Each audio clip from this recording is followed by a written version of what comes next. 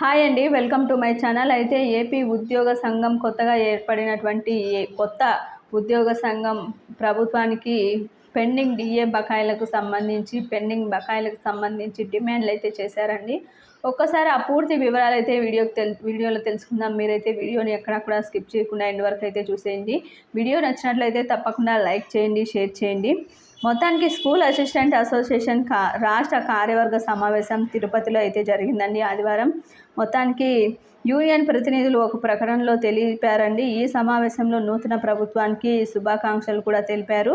ప్రభుత్వం ఉపాధ్యాయుల ఆకాంక్షలు తప్పక నెరవేర్చాలని విజ్ఞప్తి కూడా చేశారు. సిపిఎస్ రద్దు, జెడ్పీ పిఎఫ్, ఏపీజీఎల్ఐ లోన్స్, కరువు భత్యం బకాయిలు, ఐఆర్ 117 జీవో రద్దు, అదేవిధంగా సమాంతర తెలుగు మాధ్యమం 3, 4, 5 తరగతుల విలీన ఉపసంహరణ, అదేవిధంగా ఒక +1, +2లో పదోన్నతులు, అన్ని రకాల ఖాళీలు పదోన్నతులు, అదేవిధంగా జీరో సర్వీస్తో బదిలీలు చేపట్టాలని కోరారు. అనంతరం ఆయనైతే రాష్ట్ర నూతన కార్యవర్గాన్ని ఏకగ్రీవంగా అయితే ఎన్నుకున్నట్లు పేర్కొన్నారు.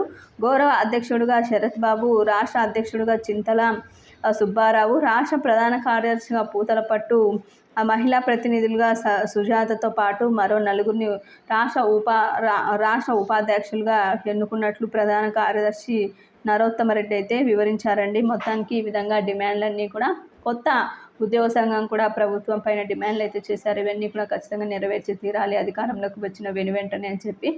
ఇది ఇప్పటి వరకు ఉన్నటువంటి లేటెస్ట్ అప్డేట్. మీకు వీడియో నచ్చినట్లయితే తప్పకుండా లైక్ చేయండి, షేర్ చేయండి. Thank you for watching.